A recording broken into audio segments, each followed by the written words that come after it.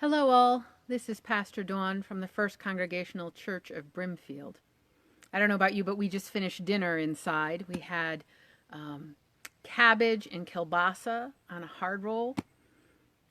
That's one of those meals for our family that's like comfort food. It's like macaroni and cheese and pot roast with the string around it still that needs to be cut off, or I don't know, maybe baked ziti. It brings us comfort. It reminds us not just of the meal we're eating at the moment, but of all those days in our past. In fact, this was a recipe that my husband brought from his own family, where he grew up. And I think in times like these, we do need ways to find comfort, ways that we might feel grounded again and be reminded that we have endured, that time has gone on, that we have been through difficult times before, and we've made it through. One of the things that I have for comfort in my house, I guess much like a child might carry a blankie, is this wonderful gift that was given to me. And what makes this gift especially special is that, one, it was created by a friend, Murray Newton, who carved it. But two, in the church that I grew up in Durham, Connecticut, the United Churches of Durham, there was this tree, this enormous tree that was between the fellowship hall and the main church. And we would go by that tree every day. Every time we went from coffee hour to services, from Sunday school over for communion, whatever. If I went to the Harvey House for Bible study, there was this beautiful charter oak tree. And it was a place for comfort, not just for me, but for our entire congregation. There are pictures of people being married by this tree. There are confirmation class pictures by this tree. This tree is where children romp. And sadly, a couple years ago, the charter oak tree got sick, and they ended up having to take it down. Oh, my heart was heavy. It's funny how even trees can be grounding for us. Well, this is what my friend created. He took parts of that charter oak tree and he created things for people. I have one of these and my daughter has one of these.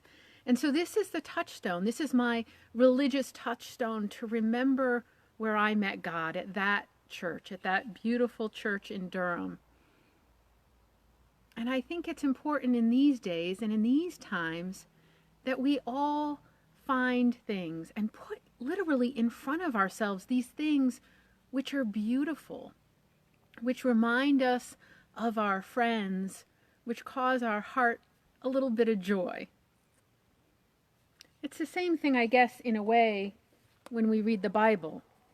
I'm going to read you one psalm. And I think the Psalms are especially powerful because they run the gambit. There's joy and jubilation, and there is sorrow, and there is anger, and there is fear. There are every emotion that you can name is expressed in the Psalms.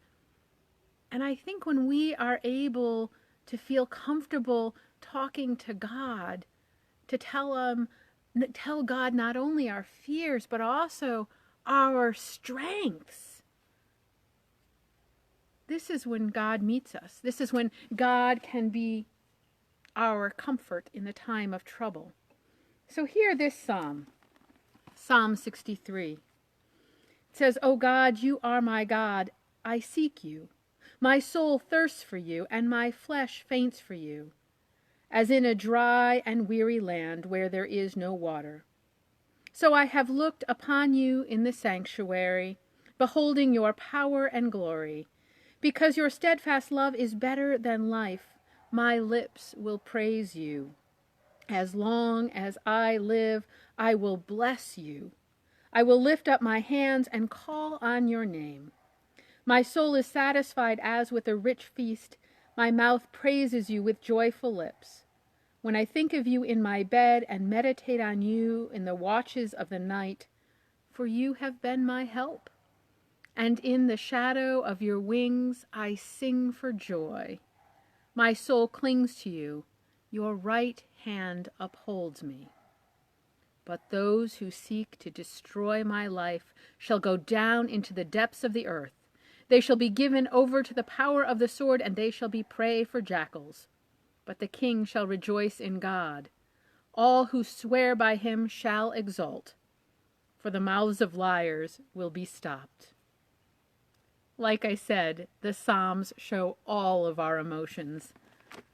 And it's important in these days that we're willing to name some of those, because how can we find comfort when we can't name what troubles us? So I want to let you know that I'm holding you in prayer today. I know this is getting long, tiring, and troubling, that people are dealing with all sorts of different issues, from work to children to finances to health. And so I hold you in my heart. I pray that God may meet you wherever you are, that you might feel lifted up and held, and know most of all that you are loved. May you find ways to place God before you and around you, that you are reminded of all those special gifts that God offers us. Be well. Amen.